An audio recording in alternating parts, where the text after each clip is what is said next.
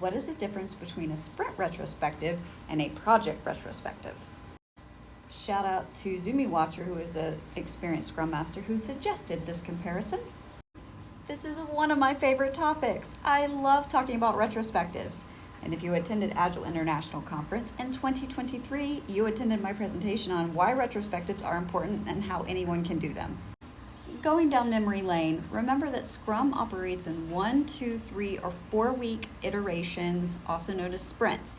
And one of the sprint ceremonies is a sprint retrospective. And you have a sprint retrospective at the end of each sprint. A project retrospective, on the other hand, is just at the end of the project, no matter how long that project takes or when it happens. And technically, it actually can happen at any point in the project. It's just not on a set time box, such as with a sprint retrospective. Although my best practice that I suggested that even for projects that don't follow Scrum specifically, to have a set point all throughout the project where you can check in and see how things are going. Here is my personal example.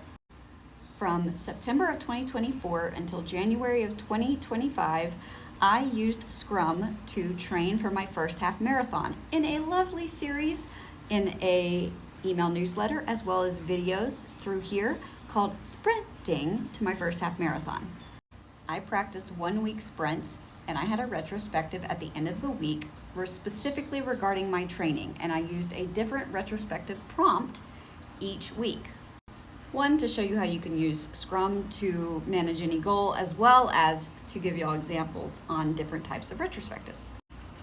In this example, after my very first sprint, out of what ended up being 17 instead of 15, I used the prompt, what did I love about that sprint? What made me go, ugh? And what did I need to do next? So my action items. After sprint 2, I used the prompt, Rose, Bud, Thorn. Fast forward to January 12, 2025, when I get that half marathon done, I did a retrospective over the whole thing, including all of my training and the day of events. Using the prompt ESVP, which is Explorer, Shopper, Vacationer, Prisoner. Some of the prompts I made up on my own, and some I got from these books. Retrospectives, A Scrum Master's Guide, Retrospectives for Everyone, and Agile Retrospectives, Making Good Teams Great. And you can do this too.